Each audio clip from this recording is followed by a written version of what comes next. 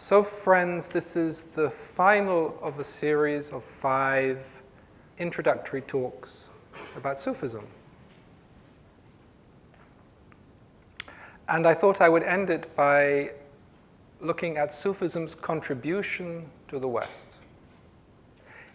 I think it is important to remember that for 5 or more centuries, Sufism was part of the spiritual and cultural center of Europe in Andalusia. And of course, Sufism was central there to the whole Moorish culture in Spain. And one thinks of the great Sufi Ibn Arabi, who was from Andalusia. And there's a beautiful book called the Sufis of Andalusia that comes from his writings that gives you a picture of this wonderful time of light that was really present in Europe over 1,000 years ago. And in fact, one of his teachers was a 90-year-old woman called Shams, who lived in Andalusia. So this is really where Sufism first made its imprint in our Western culture. And there's this lovely, much or little understood thread that came from there that has taken hold of in the West more than we realize, which has to do with romantic love. Because romantic love was first introduced into the West, the whole idea of romantic love, through courtly love, which came from the troubadours. And the troubadours brought it from their contact with Sufism, from Arabic poetry, and then they took what, as far as I understand, was this mystical orientation towards the beloved, which is at the core of Sufism, into this idea, this adoration of the feminine that became courtly love. And then, of course, from courtly love, the whole idea of romantic love was created. So it is important to see that thread of love being woven into the Western consciousness from Sufism. And of course, now romantic love is the sort of icon of our collective Western consciousness. So Sufism brought its light through Andalusia, and then, of course, receded. And then through the Ottoman Empire, Sufism came into Europe, into the Balkans, where again it was there for hundreds of years. It still is, though, of course, with the end of the Ottoman Empire and communism, a lot of that receded. And finally, in the Bosnian War, many Sufis were killed. There was actually many Sufis of our particular order, the Naqshbandi order, were killed in the Bosnian War. But again, you see that current, that spiritual current coming into the West, and then much of it receding. And then in America, it really began 100 years ago this year with Hazrat Inayat Khan and his journey to America, bringing this, again, this thread of divine love, this wisdom of divine love, this experience of divine love into this country. And then later, other different threads of love came, particularly in the 70s. One thinks of Baba Mahayuddin, who came from Sri Lanka and brought this tremendous vision and experience he had of mystical love. And then other Sufi teachers, some from Turkey, like Suleiman Dede from the Mevlevi order, and Sheikh Mustafa al-Jarahi brought that stream of divine love into this country, and Dr. Nukhbash brought his stream from Iran into this country, and they have all taken root here. My own particular tradition came through my teacher, Irina Tweedy. She came here first in 85, but actually brought this tradition here in 87. And I always think it very auspicious that in the meeting she held, the first one, there was a Native American man of power who welcomed her. And he was also present at the very last meeting, and she actually asked him to talk. So it's like how that the holders of the spiritual energy of this country welcomed another spiritual thread. And so you have all these threads of divine love coming to America in the last century. And 10 years ago, I started doing a series of Sufi conferences together with Piazia. And the idea behind which was to bring, in a way, under one tent, these different threads of divine love, these different Sufi orders, whether Muslim or non-Muslim, and celebrate this quality of love that belongs to the Sufis, this quality of love and oneness, and that we are here for the sake of our beloved. And we had a series of 8 gatherings. And in the final gathering, there was an image that was given to me of just of a great big tent that had been put up, which is, of course, a Sufi symbol for gathering, of bringing together. And then the sound of a bell being rung, which had a particular meaning for me because my teacher's spiritual name, Irina Tweedy's spiritual name, was the bell ringer, because her spiritual duty was to ring the bells in people's hearts. And that was why she also came to the West, to ring this bell. And together, all these different Sufi orders celebrating this stream of divine love rang a bell here in the West, the bell of remembrance, because as Sufis our work is to remember God. And maybe I should explain there are all these different Sufi orders. They all finally found their ways to America. And in a way, each Sufi order is a stream of divine love. If you see it from the inner world, it's very, very beautiful. Each different Sufi order, it is a stream of divine love that is passed from heart to heart, from heart to heart, from teacher to teacher. It's called a transmission. Down from the inner worlds, from the source of divine love, into the outer world, given to those who are drawn to follow this path. And in a way, it has a dual purpose. One aspect of its purpose is to bring this stream of love into the world. It is said, if there were no Sufis, the world would be covered in dust, because Sufis are known as sweepers. We clean the dust that is left behind, the dust of forgetfulness. We sweep away the dust, because there is so much forgetfulness in our world. And so these streams of love, they bring each a different fragrance of love into this world. Each a particular unique note of divine love. And it comes down very simply. It hasn't changed in hundreds and hundreds of years. From teacher to teacher, it's passed from heart to heart, down into this world, until finally it is made available for those who are drawn to this path. And then that same stream of divine love takes them back to God. It is really a magnetic current that draws them back to God. You need a certain energy, a certain power to go home, to make this journey of the soul that I spoke about in the last talk, from separation back to union. And this energy, because we are Sufis, is love. We work with love, the greatest power in the universe. And the simplest thing to work with, because it just goes into the heart. It just activates the heart.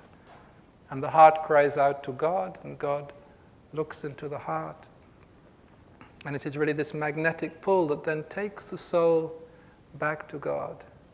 And I often wondered, when you see how this stream of love came to the West, say first into Andalusia, then it came into the Eastern Europe, and then finally a century ago began to make its way to America.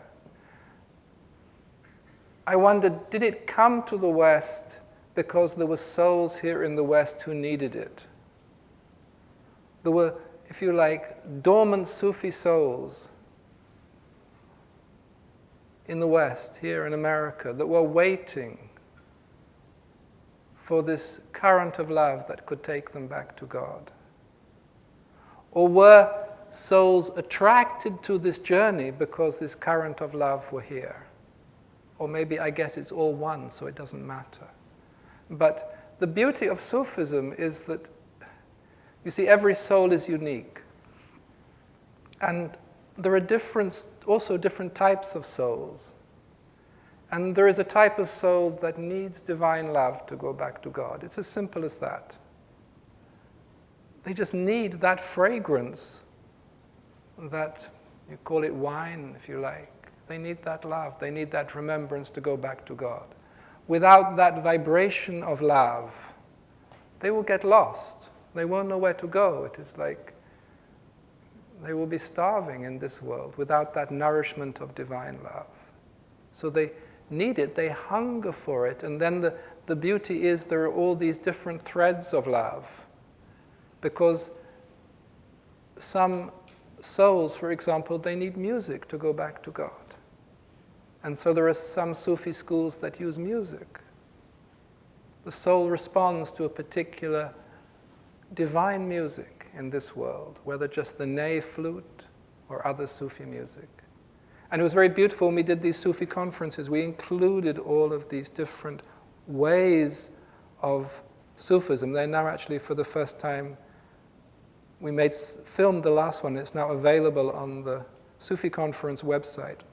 The films of all of these different qualities of love going back to the source. And some people need dance. They need to dance to feel the love for God in their bodies, in their souls. And so there is, for example, a Mevlevi path where they can dance, where they can get lost in a trance. And some souls need that vibration of love that belongs just to silence. So maybe they are drawn to a Naqshbandi path where they can just sit in silence, because the Naqshbandis are known as the silent Sufis. They just practice silent meditation and silent zikr. So out of the one comes the many, each suited to the soul, each suited to the individual.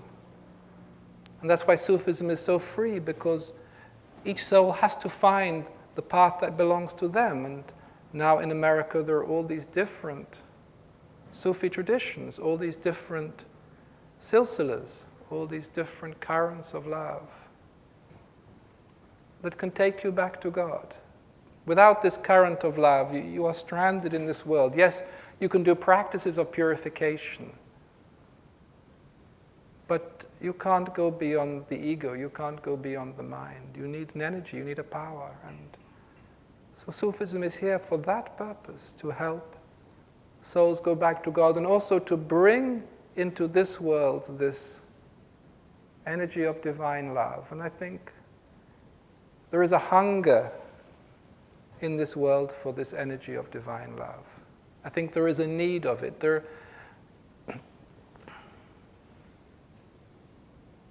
You see, one thing I don't know how much people understand is when you have a real silsila, when you have a real transmission that comes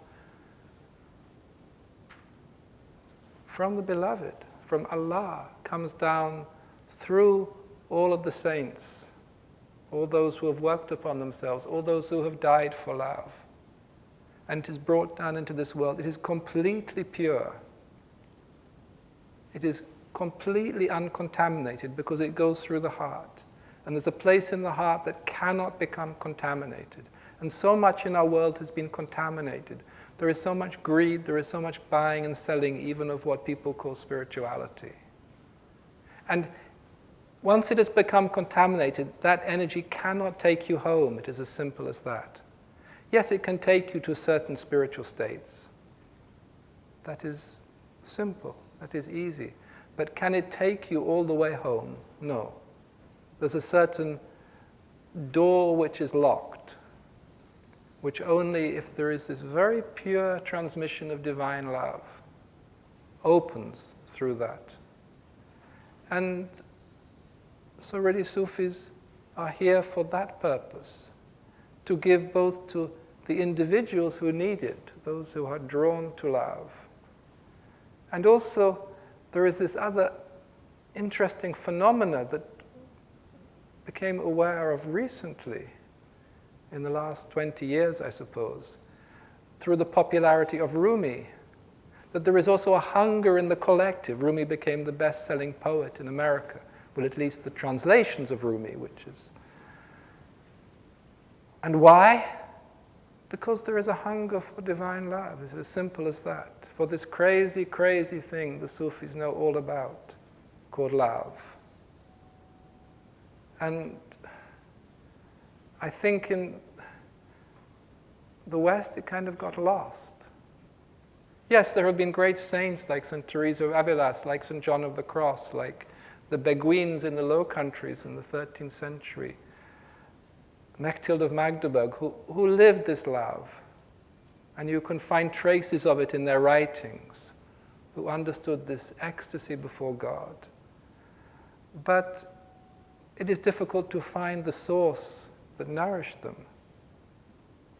It was kind of kept as a secret. And ever since the time of Al-Hallaj, who made this secret known in the marketplace of Baghdad, Sufism has celebrated divine love. So maybe there is a need in the collective for this quality of love, for this knowing of love, for this.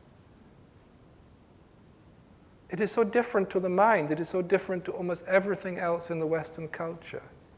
Everybody wants love. You find me somebody who doesn't want love.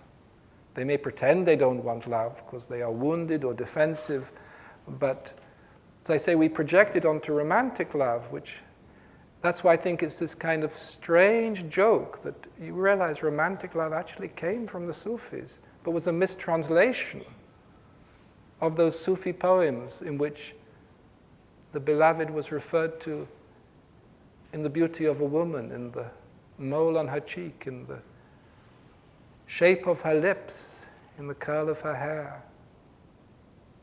That was the Sufi symbolism of love, and somehow it got taken into the West, where it became this fascination, this absorption that Hollywood peddles with great gusto. So love is very simple. There's nothing simpler than love, I don't think. And it can't really be bought and sold, though people try. It is very beautiful. And so I think there is, as much as there are the souls who are drawn to this love because they need it to go home, they need this energy of love to make this journey. There is also a hunger in the West to remember this secret of divine love, this devotional quality that belongs to our soul. That everybody wants this love, even if they don't know what it is they want. So I think that is also a contribution Sufism can make. Ibn al-Arabi actually put it very, very beautifully in this well-known poem of his, when he says, "My heart has become capable of every form. It is a pasture for gazelles and a convent for monks. I follow the religion of love. Whatever way love's camels take, that is my religion and my faith." Whatever way love's camels take. I love this image of love's camels, the caravanserai of lovers. The caravan of lovers stopping from caravanserai to caravanserai, going off into the desert of this world. The camel bells reminding us of this secret of divine love. And it doesn't matter what outer form it has, a pasture for gazelles and a convent for monks. It doesn't matter the forms of love. Everything, actually, you realize, a certain mystical state when you realize everything is a form for love. Every flower, every footstep, everything is a form for love. Even the discarded Coke can on the sidewalk is a form of love. It is a form love has taken. And maybe in our busy minds, in our world so caught up in material things, there is a longing to remember this love. And maybe that is a contribution Sufis can make, to follow this call, to remember this love. It's not a religion, you see. It's not. Nobody can put love in a box. It just is. All you need is love. I mean, it is true. It is a Beatles song, but it is also true. And Sufis understand about love. They have a whole knowledge of love that has been hidden in the West. There are all these stations of the heart. They understand how the heart works, how are these different stations of the heart that leads from the outer to the innermost secret, to the innermost chamber of the heart, these different qualities of love. They know about love. You know, if you want to have your car fixed, you go to a good mechanic. If you want to know about love, you go to a Sufi. Because we have been in the business of love for hundreds of years. We've written manuals about love.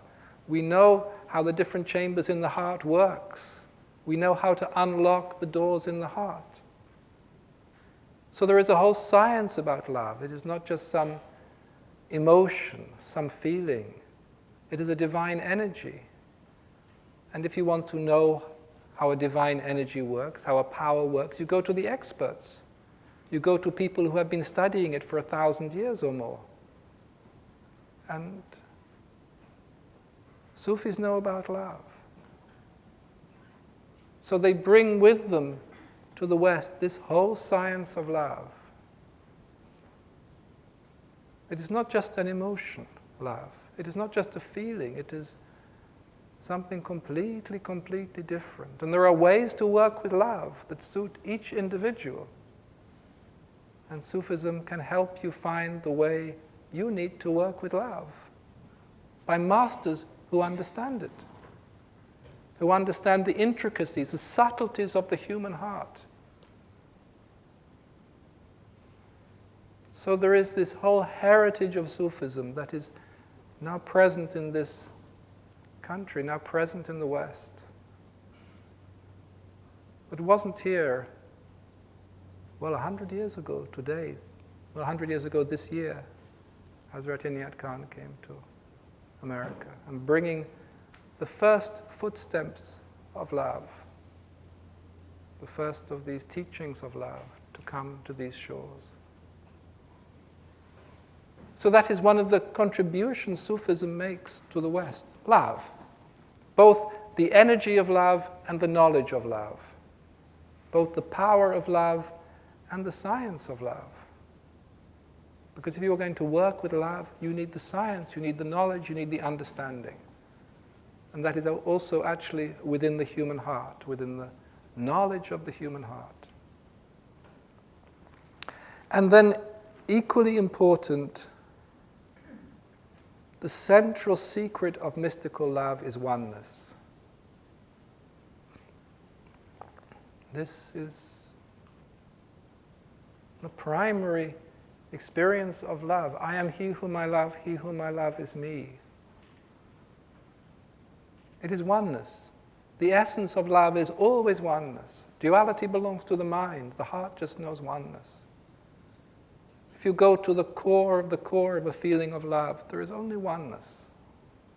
And Sufis have experience of that. They have been taken to the source of love to experience the oneness that belongs to love. And yes, there is the oneness of lover and beloved, which is a tremendous experience. When you realize everything is God, there is no difference between you and me. Lover and beloved are one. They always were one. It is the veils that get lifted. And And this is one of the secrets of Sufism, is to lift those veils, is to reveal that oneness within the heart, between lover and beloved. And this is, if you like, the inbreathing of oneness. Love's inbreathing of oneness. And then there is the outbreathing of that, which is, that oneness is also present in everything around. Because when you are taken to that state of oneness, when it is given to you as a gift, you realize, as if the eye of the heart is open, in each atom there will be 100 secrets. And this is the oneness that is all around us. In every atom, in every cell of creation, celebrates the oneness of God. And you see it. You experience life, you experience the world as one. I remember it's one of the first powerful experiences I actually had here in California 20 years ago, soon after I first came. And I was walking in the hills near where we live. And suddenly I saw how every leaf on the tree, every flower, it was all one. I always found it humorous because I expected to have that experience in meditation, because I love to meditate. And it wasn't given to me in meditation, it was given to me in the outer world. I saw the oneness of everything, that it was all one. You can just see it. It's one living, breathing being. And then you close your eyes and it's all separate, and all the leaves are different, and you close your eyes again and open them again, and it's all one. And then I thought, oh, maybe this is just in nature, so I went to the supermarket. And I saw that it was all one. Yes, you could say all those breakfast cereals are all the same anyway. And all the bread in America is all squishy, and it may have different labels, but it's all one. But it wasn't just that. There is this oneness in the midst of life that you see it's all part of one living whole. It has to be part of a living whole because it's all the beloved, but there is a difference between sort of theory and experience, and Sufism gives you the experience. They are the people of the secret, and one of the secrets of Sufism is oneness. It is a very fundamental secret of Sufism. It is, of course, Ibn al-Arabi, whom I mentioned, made it one of the central focuses of his work, and I will probably pronounce this wrong, but he called it Wadat al-Wujud, the unity of existence. The existence of the beggar is his existence, and the existence of the sick is his existence. Now, when this is admitted, it is acknowledged that this existence is his existence, and that the existence of all created things is his existence. And when the secret of one atom of the atom is clear, the secret of all created things, both outward and inward, is clear.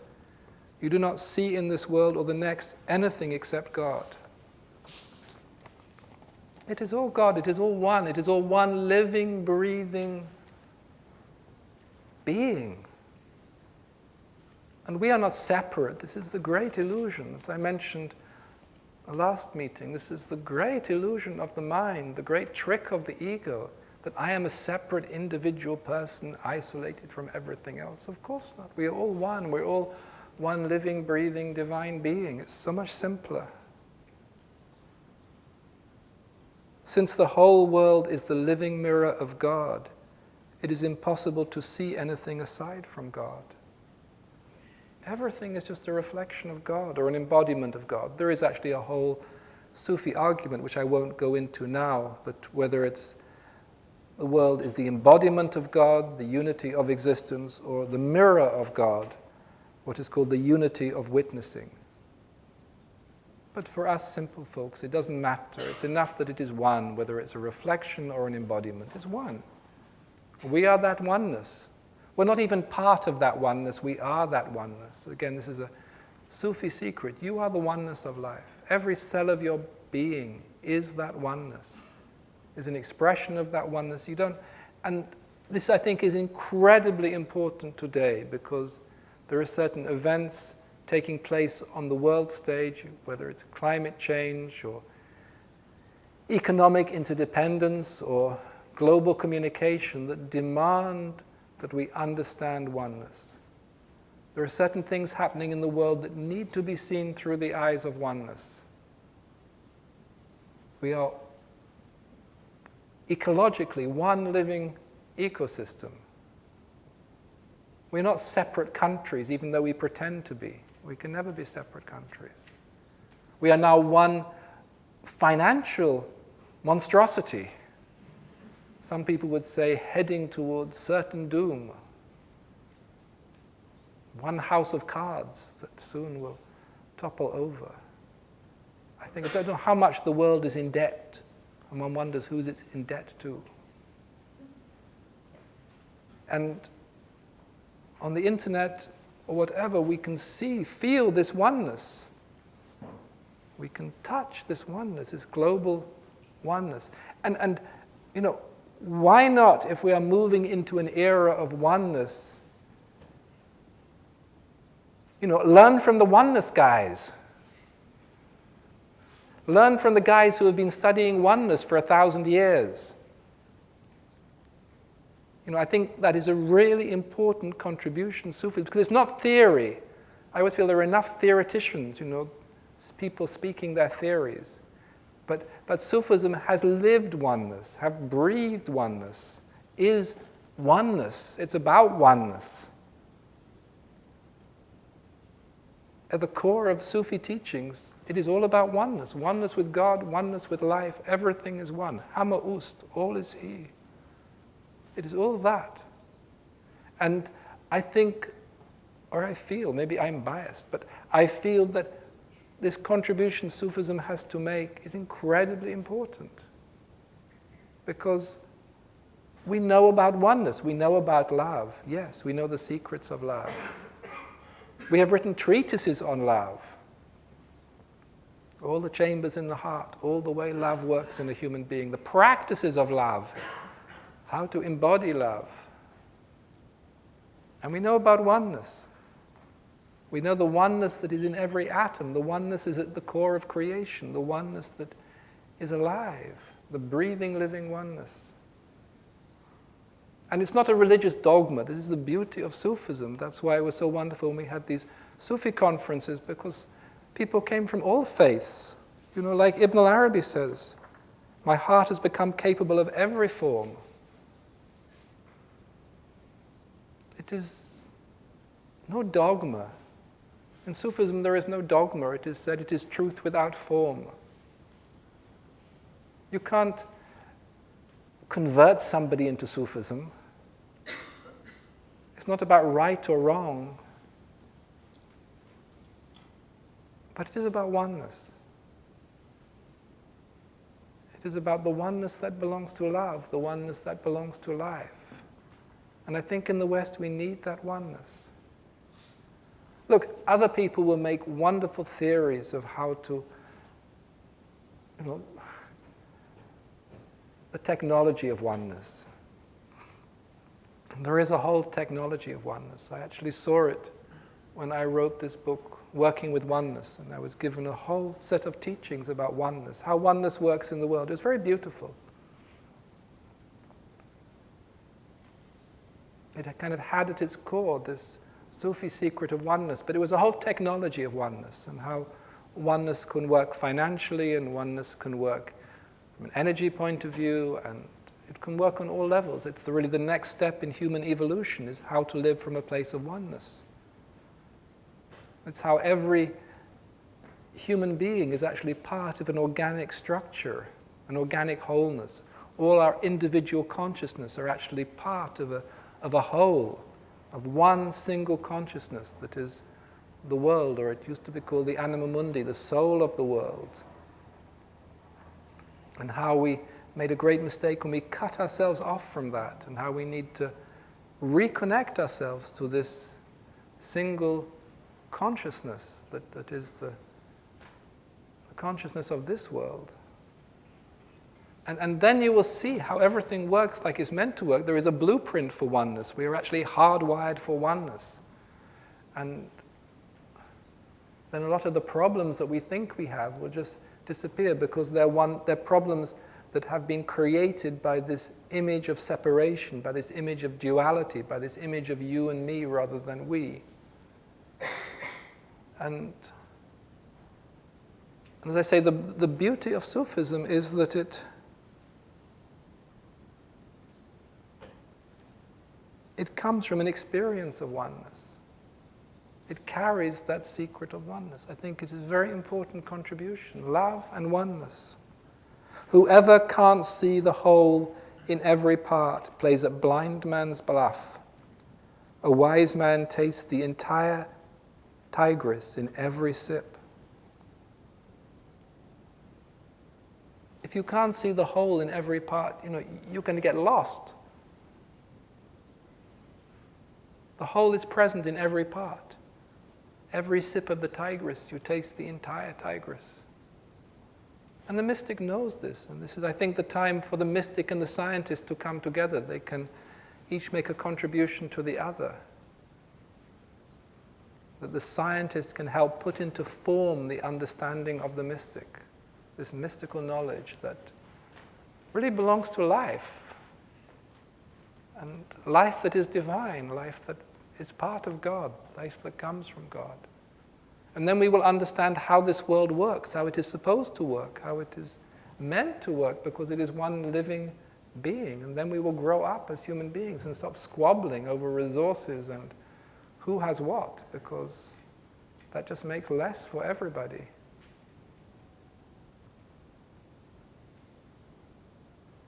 So Sufism gives both to the individual who follows the path. Yes, you are taken into the arena of oneness. You are taken into the arena of love. You are given those experiences, and something in you opens when you taste that oneness. And you can play, of course, your part in life much more fully from a place of oneness. You know what you need to do because you are part of life. And you realize life is not a problem. Life was never a problem. This is just an illusion created by the mind. And also, oneness, I feel, has a part to play in the collective. Just as the collective hungers for this divine love, hungers for this real love that can't be bought and sold, that it's not a fantasy, not an image you have to look for or compare yourself to. I think the collective hungers for this. It's very feminine also, this quality of divine love. Because you are loved. Something in you opens, your heart opens, and you receive love. So it has a very feminine quality, this lover and beloved. Something in you is loved beyond anything you can imagine. And we long for love. We work far too hard in this culture. We're always busy doing things that are usually a waste of time. And if we could stop for a moment and just to be present in love. And so love and oneness are these, for me, these two central threads of Sufism. Whatever way it comes, it doesn't matter. That are given both to the individual and also to the whole. Because the beauty of oneness, if you understood how oneness works, is that if it comes into your heart, if it comes into your consciousness, it comes into the whole. Once you mainline something, it's mainlined. If you realize that you are the whole, nothing is separate from you. We have this whole image of networking. It's kind of popular. I'm an incredible introvert and I can't network. Luckily, I've discovered that there is a kind of inner network where you don't actually have to talk to anybody.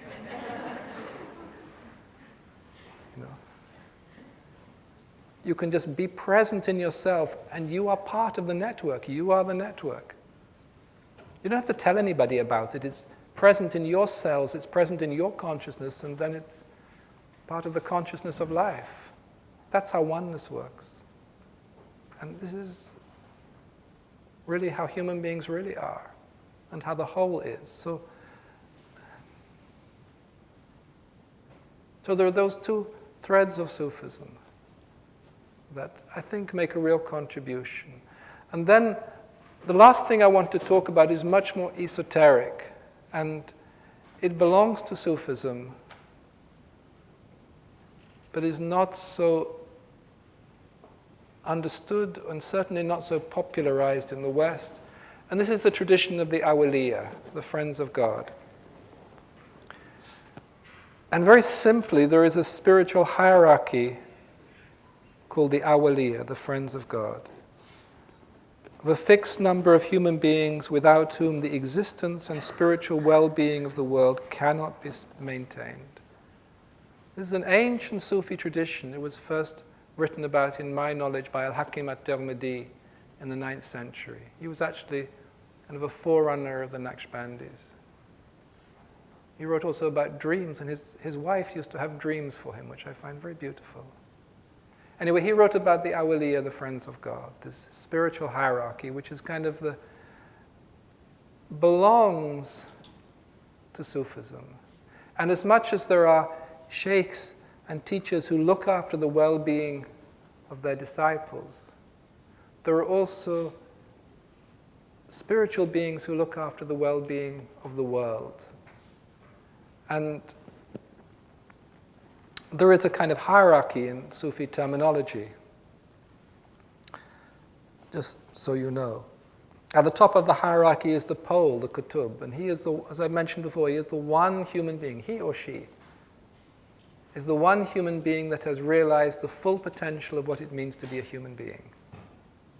That there is in the planet at any one time one human being who knows what it is to be a human being in all of its levels, who is awake on all of the different levels of consciousness a human being can be awake. Only one in the world at any one time. That he or she is the kutub, the pole. And this, of course, has the whole Sufi symbolism of the tent, which you will see. And under the pole are the 4 pegs who look after the 4 corners of the world. And then there are 7 other awliyâ who each control one of the 7 continents of the world, and they are called the al-abdal, because when one of them dies, another takes his place. And below this come the 40 successors.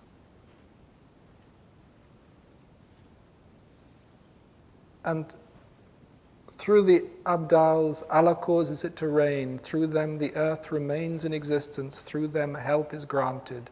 Through them punishment is averted. There's actually a very similar tradition in esoteric Judaism. They're known as the 36 just men. And I won't pronounce this correctly, but it's called the Lamed Vav Tzadikim. And they're concealed ones, they're often hidden. And again, once one of them dies, another takes his place. So it's a similar tradition in Sufism and Judaism, but it is understood in the East. It was kind of a hidden part of the culture. You don't talk about it, but it was present. There's actually a beautiful story in this little book called the Sufis of Andalusia, when Ibn al-Arabi met the pole of his time. And Ibn al-Arabi, of course, had amazing spiritual perception, and he was shown, he came to a Sufi gathering, and there was one person who was kind of shunned by the others because he wasn't a local. And he also had a withered arm. He was called al-Alawi. And in the night, Ibn al-Arabi was shown that this man was the pole of his time. And when they gathered the next time, somehow the conversation came around to the pole, and Ibn al-Arabi said that he was shown in a vision who the pole of the time was. And this man, al-Alawi, said, yes, but you won't say who it is. And Ibn Arabi never saw him again. So it's a kind of nice story because it's not, we are so caught up in our worldly visions of power structures and people with business suits and expensive cars and private aeroplanes and all of that, which is so silly. Because really, if you have to do real spiritual work, you don't have time for all of that. It's an incredible encumbrance. And it is something very secretive, but not in a way we understand secrets, because it's too ordinary, really. But there are these people in the world who look after the spiritual well-being of the world. And this is really part of the Sufi tradition. And I think it's important because what I discovered coming to America, which I hadn't realized before, it's this, I always call it the shadow side of this Puritan culture, which is that everybody has to do things for themselves and stand on their own feet. And yes, that's fine, but Rumi was very clear, you can't even get to the first way station on your own. You need help, we all need help. And yes, there is the help that comes through the teacher, the help of the path and the help of God, grace. I don't think you can do anything without grace. And this is one of the most precious things of these Sufi silsilas, these threads of love, is they are deliverers of grace. If you want grace, go to places where grace comes directly. That's what Sufis do. They bring love into the world. They have this relationship with the beloved, And if we are going to take responsibility for the planet, and it does seem about time, or if we don't, it doesn't look so good. I think we need to have an awareness, even in the back of our consciousness, that there is a group of mystics or friends of God who actually take responsibility for the spiritual well-being of this planet, and also not just the spiritual well-being. Because, for example, they look after the light of the planet. Just as every human being has a light, the planet also has a light. And if that light starts to go out, then something begins to die within the planet. Just like if the light in a human being goes out, the human being cannot evolve, the hope is gone. You can sometimes see people like that. People who've taken a lot of drugs, for example, the light isn't in them anymore. Something has changed, or other people who've done things they shouldn't have done in this world. The light is gone. And something is lost in them. You can call it a simple humanity, if you like, but it has an effect. And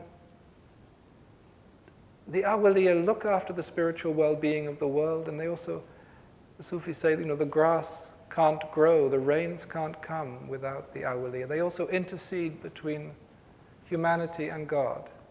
And I think we are coming to a time when we need a bit of intercession, because we haven't done such a good job as we should have done.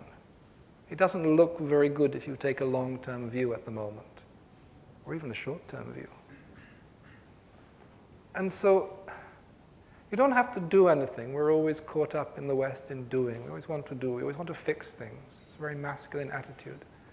But I just think the awareness of this spiritual brotherhood or sisterhood is important.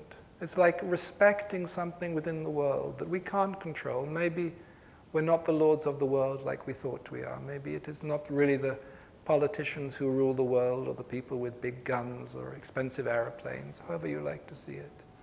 That there has been this other tradition that in different times, in different places, was completely accepted and understood, of the awliyâ, the friends of God, or say in Judaism they call it the just men, who have an understanding of real power, not the power that plays out in our world, which is really like, if you look at it from a certain place, it's like children playing with toys that get a bit dangerous. Children playing with toxic toys. And it would be helpful to recognize this other dimension, this other spiritual dimension. And say it's not much talked about in the West because it goes really counter to our whole notion of democracy and that we should elect our leaders, and which is, I understand that, of course. Spiritually, it doesn't quite work like that. It has to do with degrees of servanthood. And the awliyâ are people who have accepted a level of servanthood that would be too terrifying for most people. A complete servanthood in which every cell of your being, every breath you take belongs to another, is here in service to another. And maybe a little bit of respect is due to us. It is like the Kogis who call us the younger brothers and they are the older brothers. A little bit of respect is due to a certain tradition of the friends of God. So that's really all I wanted to say. It has been wonderful to share a little bit of this tradition of lavas that I was drawn into when I was 19, which is just a way to be with God. It is a way of life that touches some hearts and calls some souls.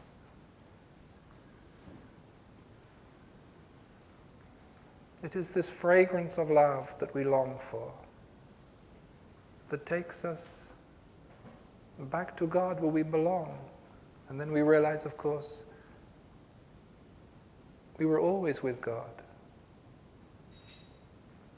There isn't anything else. How could there be anything else? How could there be anything else than the beloved?